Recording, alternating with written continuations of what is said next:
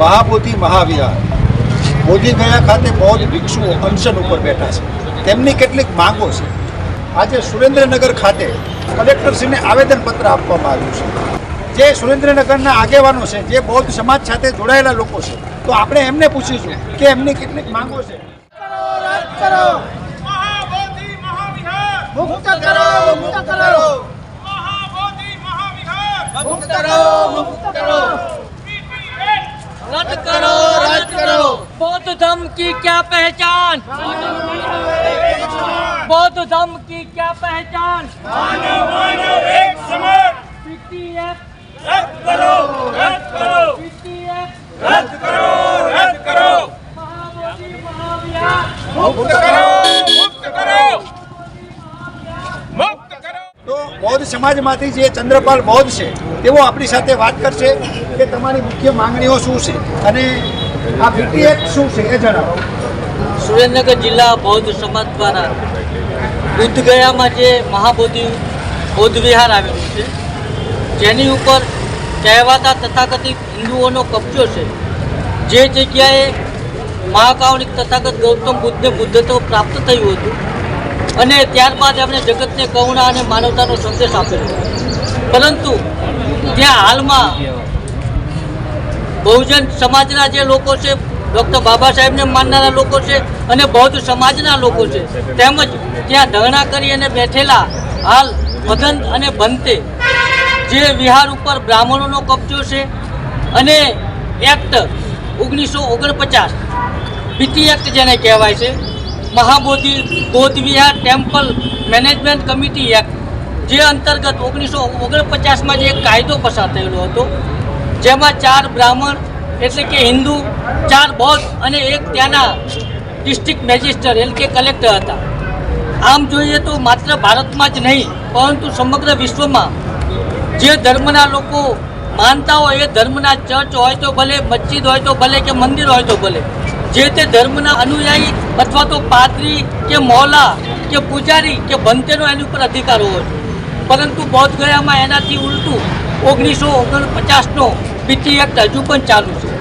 પરંતુ મહામાનવ બોધિસત્વ ડૉક્ટર બાબા સાહેબે ભારતને સંવિધાન આપી અને જે 26 નવેમ્બર 1950ના રોજ ભારતનું બંધારણ લાગુ પડ્યું, એમાં આર્ટિકલ 13 મુજબ જ્યાંથી આ દેશમાં ડૉક્ટર બાબા સાહેબે લાગુ કરેલું સંવિધાન જ્યારે લાગુ થયેલું છે, તો એ સંવિધાન અંતર્ગત એ પહેલાંની જેટલી પણ રૂઢિઓ, પ્રથા કે કાયદાઓ છે, એ તમામે તમામ ખત્મ થાય છે. તો શા માટે 1949નો BT એક્ટ હજુ પણ ચાલુ છે?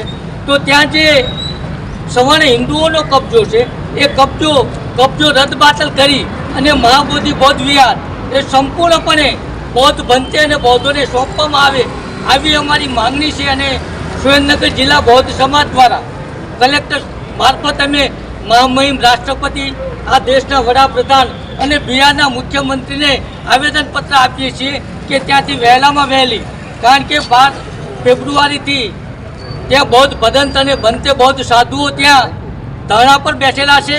આજે 22મો દિવસ છે, હજુ પણ સરકારે કોઈ નક્કર પગલાં લીધા નથી. ભારતના વડાપ્રધાન તો એમ કહે છે દુનિયાના અન્ય દેશોમાં જઈને કે મેં બુદ્ધ કી ભૂમિ से आया हूँ, અને એમ કહે છે કે હું ભારતમાં જે બુદ્ધ ભૂમિ છે એ દેશમાંથી હું આવું છું, પરંતુ ભારતમાં રહેલા બૌદ્ધ મંદિરો અને બૌદ્ધો પ્રત્યે એમનું જે વલણ છે એ સ્પષ્ટ દેખાય છે. એટલું નહીં, પરંતુ રાતના 12 વાગે તમે જો પ્રશાસનિક રવૈયો કેવો છે, રાત્રે 12-1 વાગે જે ત્યાં શાંતિપૂર્ણ રીતે બૌદ્ધ સાધુઓ, બૌદ્ધ ભંતે, બૌદ્ધ ભિક્ષુણીઓ અને તમામ લોકો જે ત્યાં અનશન કરી રહ્યા છે, રાત્રે 12-1 વાગે આવી અને અમને હળદૂત કરીને કાઢવામાં આવે છે. તો સરકાર વહેલામાં વહેલી તકે યોગ્ય નિર્ણય લઈ 1949નો BT એક્ટ રદ કરી અને ભારતીય સંવિધાન મુજબ બૌદ્ધ ધર્મના લોકોને, બૌદ્ધ ભંતે, બૌદ્ધ ભિક્ષુને મહાબોધિ બૌદ્ધ વિહાર બૌદ્ધ ગયા સોંપવામાં આવે, આવી અમારી માંગણી છે. જય ભીમ, જય ભીમ. એમનો કહેવાનો મતલબ એવો છે કે જે બૌદ્ધોની પવિત્ર ભૂમિ ગણાય છે, ત્યાં ગેર બૌદ્ધોનો કબજો છે અને એને હટાવવા માટે ત્યાં બૌદ્ધ ભિક્ષુઓ અનશન ઉપર બેઠા છે. તો આપણી સાથે અશોકભાઈ પણ જોડાયેલા છે, તો આપણે એમને પણ પૂછીશું, તમે શું કહેશો આ વિશે?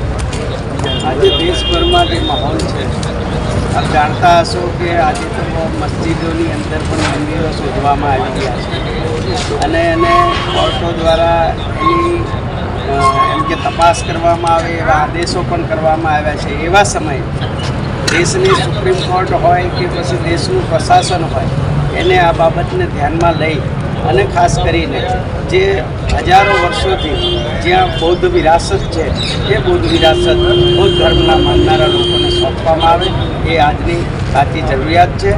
અને આપણે જ્યારે વિદેશમાં જઈ અને જ્યારે દેશના મંત્રીઓ હોય કે સેલિબ્રિટીઓ હોય એ જઈને કહેતા હોય કે હमें યુદ્ધ નહીં હमें બુદ્ધ चाहिए, हम बुद्ध की धरती से आए हैं અને એવું કહી અને વાહવાહી લેનારા લોકોએ પણ આ દેશના સેલિબ્રિટીઓએ પણ આગળ આવી અને સરકારને કહેવાની જરૂર છે કે જે સ્થાન બૌદ્ધ ધર્મના લોકો માટે પવિત્ર સ્થાન છે એ એને સોંપી દે. તો તમે શું સંદેશ આપશો? કે મહાબોધિ બૌદ્ધ વિહાર બોધગયામાં જે અતિક્રમણ થઈ રહ્યું છે, કબજો છે એમનો કબજો છે, તો એમાં એવું છે કે બૌદ્ધ ધર્મ એ મૈત્રી, કરુણા, મુદિતા અને શાંતિનો ધર્મ છે. તો જે બૌદ્ધ ભિક્ષુઓ છે શાંતિથી પોતાનું અનશન કરી રહ્યા છે, આમરણના ઉપવાસ કરી રહ્યા છે. કારણ કે જે અતિક્રમણ થઈ રહ્યું છે હિન્દુઓ દ્વારા, બ્રાહ્મણો દ્વારા, તો બૌદ્ધોને ખરેખર આ સોંપી દેવું જોઈએ. ઓલી કહેવત છે કે મારું મારું આગવું ને તારું મારું ભાગવું, એ કહેવત અંતર્ગત હિન્દુઓ અને બ્રાહ્મણો એ કબજો જમાઈને બેઠા છે. બૌદ્ધ ધર્મમાં આપણે જોઈએ છીએ કે સમ્રાટ અશોક જેવા ચંડ અશોક હતા, એણે પણ શાંતિ સ્થાપી અને આ દેશમાં 84,000 વિહારો બનાવ્યા છે. અને એમાં ખાસ કરીને આ મુખ્ય મહાબોધિ બૌદ્ધ વિહાર જે બનાવ્યું છે એ આખા જગત માટે એક એપી સેન્ટર જેવું કહેવાય. ત્યાંથી બૌદ્ધ ધર્મની જે ઉર્જાઓ આખા વિશ્વને મળી રહી છે. સેન્ટર જે છે બૌદ્ધ ધર્મનું સેન્ટર છે, તો બૌદ્ધોને આ સોંપી દેવું જોઈએ. એ માટે આખા જોકે વિશ્વમાં આ આંદોલન ચાલી રહ્યું છે, તો એ અંતર્ગત આજે સુરેન્દ્રનગર જિલ્લાના બૌદ્ધ સમાજના જે આગેવાનો અહીંયા આવ્યા છે અને કલેક્ટરને આવેદનપત્ર આપ્યું છે. એ આવેદનપત્ર આગળ જેમ ચંદ્રપાલ બૌદ્ધે અને અશોક ચાવડા સાહેબે જે વાત કરી એ પ્રમાણે આગળ પહોંચાડી અને બૌદ્ધ સમાજને ન્યાય મળે એવી અમારી પણ આશા છે. महाबोधि महाविहार मुक्त करो, मुक्त करो, महाबोधि महाविहार मुक्त करो, मुक्त करो. बौद्ध धर्म की क्या पहचान, मानव मानव एक समान, बौद्ध धर्म की क्या पहचान, मानव मानव एक समान. बीटी एक्ट, रद्द करो, रद्द करो, बीटी एक्ट. रद्द करो, रद्द करो. બૌદ્ધ સમાજની માંગણી છે. આપણે આશા રાખીએ કે કલેક્ટર શ્રી એ મહામહિમ રાષ્ટ્રપતિને આવેદનપત્ર પહોંચાડે અને બૌદ્ધોને ન્યાય મળે. જય ભીમ, નમો બુદ્ધાય.